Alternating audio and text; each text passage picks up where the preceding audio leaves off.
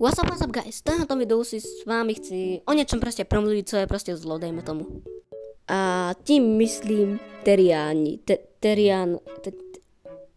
jak se to píše do prostě tahle ta sračka. A když se teďka ptáte, proč jsem vlastně řekl, že to je zlo, tak tady máte nějaký video.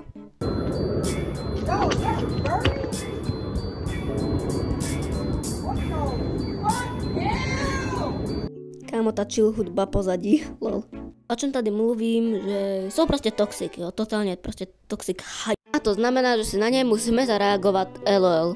Kámo, to teď dělám se svým životem, já se chci May think that so-called Therians and Quadrobists are people who think they're animals. Jo, pravda. That all they do is crawl around on all fours and pretend to be something.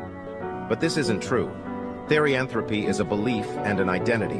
It's a community with teamwork and love and a connection no one can take away. Já se neožiju. Some OK, kámo, v ničom neměl pravdu, ale v jedné věci, které neměl totální pravdu, byla, kámo, láska. Kámo, ty to toxic jak ho... OK, když si uvědomíš, že... co si uvědomíš, že jsi Therian a jsi totální toxic? Nebo něco jiný?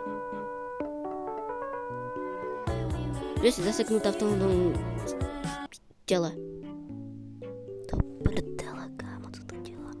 OK, tím, čím jsi se narodila, už nemůžeš změnit a prostě už nesnáším ty... OK, řeknu vám, proč nesnáším tak moc Theriany, jo, zkazili mi život, dejme tomu. Takže měl jsem kamarádku jménem Sára, ona začala být Therianem, já Theriany jsem ještě vtedy nesnášel.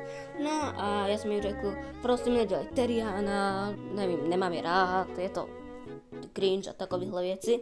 No a ona mi řekla, že tak když po mně nechceš, aby jsem dělal Theriany, tak si mě zablokuj. No a co už.